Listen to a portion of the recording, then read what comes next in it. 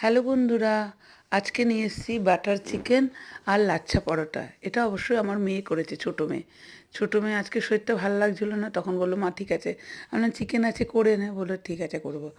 সব রকম মশলা দিয়ে পেঁয়াজ আদা রসুন গোলমরিচ তারপরে একটু সয়া সস দিয়ে ম্যারিনেট করে রেখেছিল।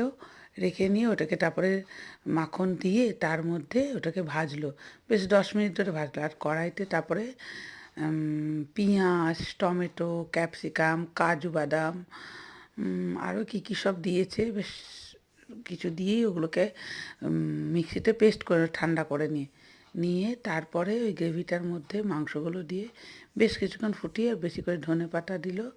ও আর দিয়েছিল, কস্তুরি মেথিও দিয়েছিল ওই মশলাটা করার সময়। দিয়ে নিয়ে আর আমি কী করলাম, গরম গরম লাচ্ছা পরোটা ভেজে দিলাম। বললাম ঠিক আছে ওইটুখানি আমি করে দেবো, পারবে না বলে।